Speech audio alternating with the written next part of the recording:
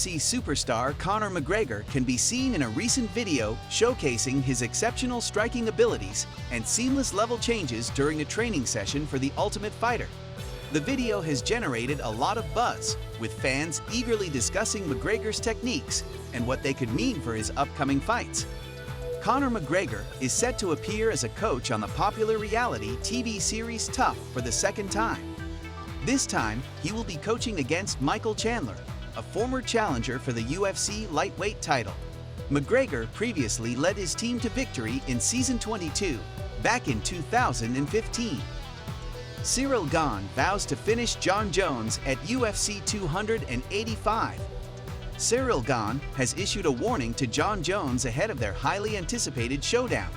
Former interim UFC heavyweight champion Gane will face former UFC light heavyweight champion Jones for the vacant UFC heavyweight title at UFC 285 on March 4, 2023. The fight will mark Jones' debut in the heavyweight division and his return to mixed martial arts competition after a 3-year hiatus. Many view Gane as one of the toughest matchups for Bones at heavyweight. This is particularly owing to the French fighter's footwork and speed, which several fans and experts view as exceptional for a person of his size. In the UFC 285 countdown episode, posted to the UFC's official YouTube channel, Ciryl Gane seemingly alluded to the same and vowed to finish Jon Jones. Von Gammon further suggested that Jones' time at the top of the mixed martial arts food chain is over. Gane stated, "I can't wait to fight against this guy. I'm going to finish him." Listen closely. I got a really good footwork. I can move very well for any heavyweight, and everybody knows that. I'm gonna have an advantage because I'm gonna be fast.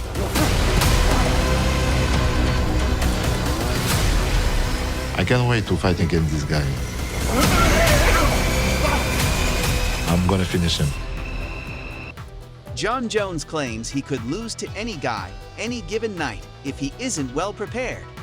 Jon Jones doesn't think he is unbeatable by any means. Jones is set to finally end his 3-year-long layoff on Saturday night, as he will move up to heavyweight to face Ciryl Gane for the vacant heavyweight title. Although Jones only has one loss coming by DQ, he says he never underestimates anyone, as he knows he can get beat on any given night.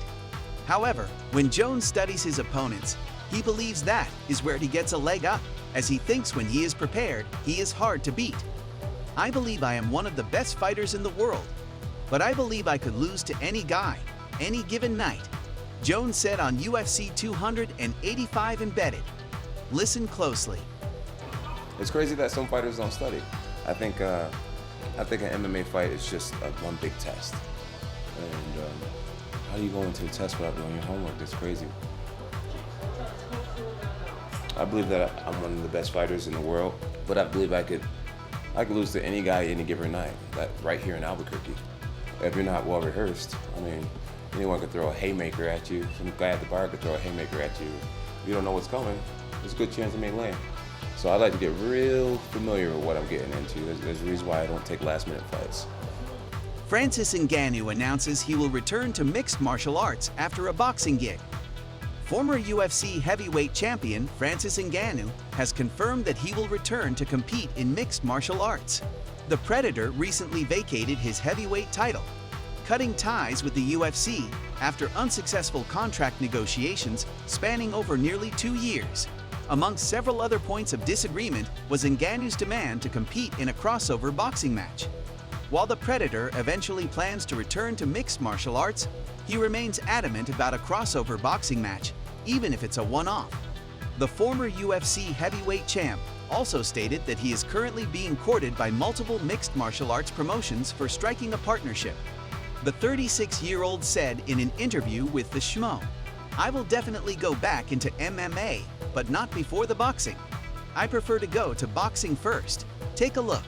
No, I would definitely go back into MMA, but not before the boxing. I prefer to go to boxing first, did like one fight, and then go back into MMA cage. Yes, but obviously there's MMA promotions that are trying, they are reaching out to see how we can structure, how we can get in a business together, how we can become a partner, mostly. Valentina Shevchenko downplays Erin Blanchfield's win. UFC flyweight champion Valentina Shevchenko has more questions than answers after watching Erin Blanchfield defeat Jessica Andrade. Shevchenko will return to defend her flyweight title this weekend at UFC 285 against Alexa Grasso. It's her first fight after a close battle with Taylor Santos in her last UFC outing at UFC 275. During a recent appearance on the MMA Hour, Shevchenko gave her thoughts on Andrade's performance against Blanchfield. She won the fight legit, but from the other fight, I'm not sure Jessica Andrade even trained for that fight. Shevchenko said, "Listen closely. She won. She won quite legit, but from other side, I don't really think Jessica Andrade she even trained for that fight. Yeah. She was kind of like laid on the beach, like and said like, "Opa, 1 week notice fight. Why not to get some money and have some like amazing rates again?" It doesn't affect her like too much her career. I mean, lose this in this case, but like a couple thousand in the pocket, it's never hurt. As of this writing, Andrade hasn't confirmed nor denied Shevchenko's claim. While Blanchfield picked up the biggest win of her career, Shevchenko feels she didn't face the best version of Jessica. Paddy Pimblett tells Logan Paul, "Come off the steroids and we can fight." UFC lightweight Paddy Pimblett has pivoted from his flattery of Logan Paul's fight callouts to a feeling of annoyance. During a recent interview with MMA Junkie, Pimblett gave his thoughts on Paul and the possibility of a future fight. "It's mad. He called me a clout chaser years ago, and then he's clout chasing me all the time. Know what I mean?"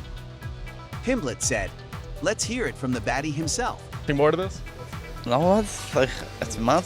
He called me a clout chaser years ago, and then he's clout chasing me all the time. You know what I mean? Mentioning my name all the time. So, if he ever wants to fight in the UFC, lad, he's more than welcome. Like, I'll be there waiting for him. He can just get his weight down a bit, come off the steroids, and we'll fight.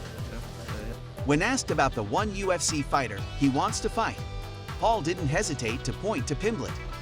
There doesn't seem to be actual bad blood between the two of them, but that could change if a fight comes to fruition. That's all for today's video. If you want to know the latest UFC news, subscribe to the channel, hit the notifications bell, and click the like button so you don't miss any details about the upcoming fights. Thanks for watching. See you soon.